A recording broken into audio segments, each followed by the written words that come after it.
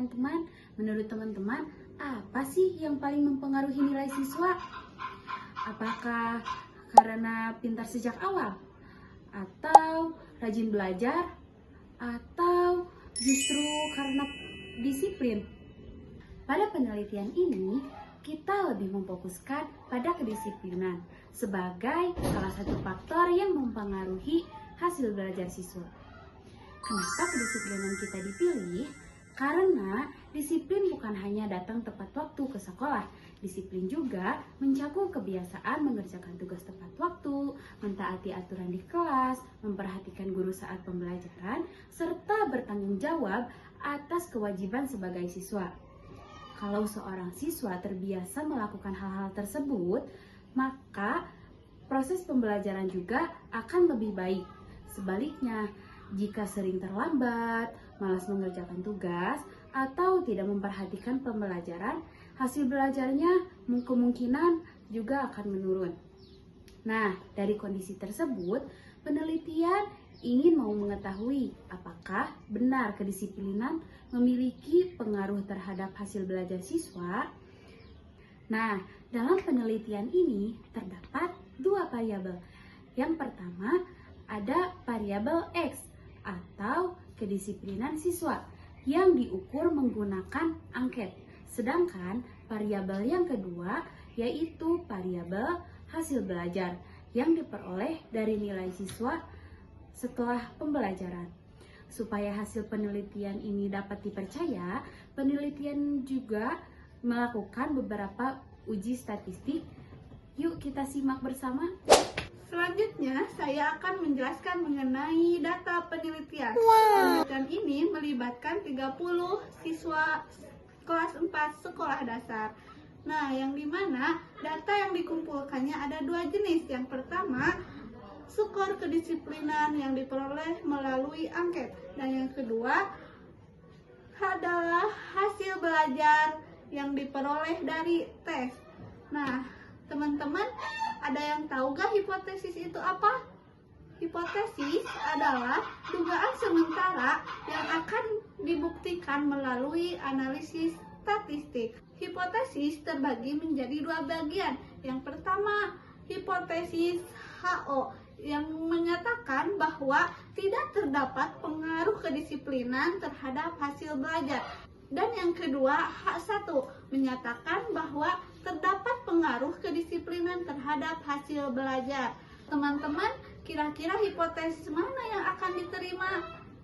Untuk membuktikannya, tidak bisa hanya berdasarkan dugaan. Oleh karena itu, peneliti melakukan beberapa tahapan analisis. Yang pertama yaitu uji normalitas untuk melihat apakah data berdistribusi normal. Dan yang kedua yaitu uji korelasi untuk mengetahui hubungan kedua variabel. Dan yang terakhir yaitu uji regresi untuk mengetahui besarnya pengaruh kedisiplinan terhadap hasil belajar. Nah, sebelum melakukan uji korelasi dan uji regresi, yang terlebih dahulu harus melakukan uji normalitas. Uji normalitas bertujuan untuk mengetahui apakah data peneliti berdistribusi normal atau tidak. Hal ini penting karena analisis korelasi persen dan regresi linear sederhana termasuk uji parametrik yang mensyaratkan data berdistribusi normal. Nah, pada analisis di atas digunakan uji Shapiro-Wilk karena jumlah sebanyak 30 responden. Uji Shapiro-Wilk merupakan metode yang direkomendasikan untuk jumlah sampel kurang dari 50 karena memiliki tingkat akurasi yang baik. Hasil dari uji normalitas pada tabel deskriptif statistik terlihat hasil uji normalitas untuk kedua variabel.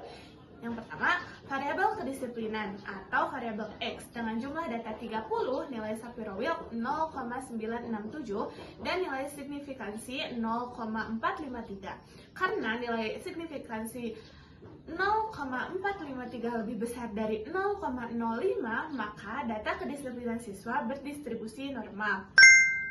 Variabel hasil belajar atau variabel Y dengan jumlah data 30, nilai Shapiro-Wilk 0,974 dan nilai signifikansinya 0,657.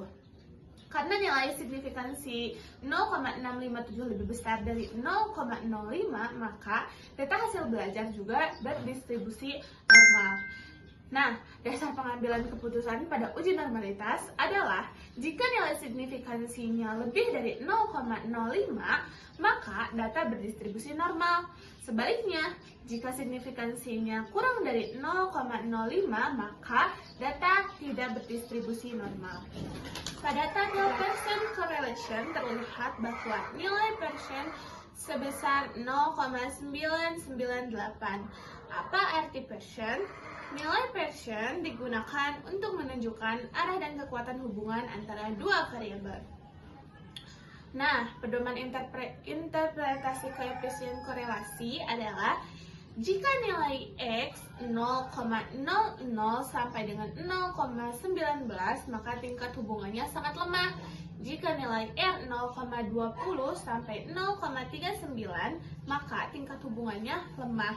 Jika nilai R 0,40 dan sampai 0,59, maka tingkat hubungannya sedang. Jika nilai R 0,60 sampai 0,79, maka tingkat hubungannya kuat. Dan jika nilai R 0,80 sampai dengan 1, maka tingkat hubungannya sangat kuat. Karena nilai korelasinya 0,998, maka hubungan antara kedisiplinan siswa dan hasil belajar termasuk sangat kuat. Karena itu tandanya positif. Hubungan positif berarti apabila kedisiplinan meningkat, maka hasil belajar cenderung meningkat. Sebaliknya, jika kedisiplinan menurun, maka hasil belajar juga menurun. Nah, pada tabel juga terlihat p-value kurang dari 0,001. Nilai ini dibandingkan dengan taraf signifikansi 0,05. Karena 0,001 lebih dari 0,05, maka hasil korelasi dinyatakan signifikan. Artinya, hubungan tersebut benar-benar ada secara statistik dan bukan terjadi karena kebetulan. Selain tabel korelasi, JASP juga menampilkan scatter plot atau diagram pencar. Diagram ini digunakan untuk melihat hubungan antara kedua variabel secara visual. Pada grafik terlihat sumbu X menunjukkan kedisiplinan siswa dan sumbu Y menunjukkan hasil belajar siswa. Setiap titik pada grafik mewakili satu orang siswa. Di tengah titik-titik tersebut terdapat garis regresi. Garis ini menunjukkan arah hubungan kedua variabel. Karena garis bergerak dari kiri bawah menuju kanan atas, maka hubungan antara kedua variabel bersifat positif. Artinya, semakin tinggi tingkat kedisiplinan siswa, maka semakin tinggi pula hasil belajar yang diperoleh. Nah, hal lain yang dapat kita lihat adalah hampir semua titik-titik berada dekat dengan garis regresi. Hal ini menunjukkan bahwa pertama, hubungan kedua variabel sangat kuat. Kedua, penyimpangan data sangat kecil. Dan yang terakhir, model hubungan terbentuk sangat baik. Kalau titik-titik tersebar jauh dari garis, berarti hubungan kedua variabel akan lebih lemah. Namun, pada analisis ini, titik-titik hampir menempati pada garis. Itulah sebabnya nilai korelasi yang diperoleh juga sangat tinggi, yaitu 0,998. Selanjutnya kita akan menganalisis regresi linear sederhana menggunakan aplikasi JASP. Analisis regresi digunakan untuk mengetahui apakah variabel kedisiplinan siswa berpengaruh terhadap hasil belajar siswa, sekaligus melihat seberapa besar pengaruh tersebut. Ya, dari tabel hasil yang pertama yaitu ada model Sumari. Pertama, kita lihat bagian model Sumari. Dari tabel tersebut terdapat beberapa nilai yang paling penting, yaitu ada R square, dan E just R square. R hasilnya yaitu 0,998. Nilai R menunjukkan tingkat hubungan antara kedisiplinan siswa dengan hasil belajar karena nilainya 0,998 yang sangat mendekati angka 1. Maka hubungan dari kedua variabel dapat dikatakan sangat kuat dan juga positif. Artinya semakin tinggi kedisiplinan siswa, hasil belajarnya juga cenderung semakin tinggi. Yang kedua, adanya nilai R square yaitu 0,996. Selanjutnya, Dari nilai ini menunjukkan bahwa variasi hasil belajar dapat dijelaskan oleh kedisiplinan siswa. Sedangkan dari 0,4%, sisanya dipengaruhi oleh beberapa faktor lain, misalnya dari motivasi belajar, lingkungan belajar, kemampuan awal siswa, metode pembelajaran guru, ataupun faktor lainnya.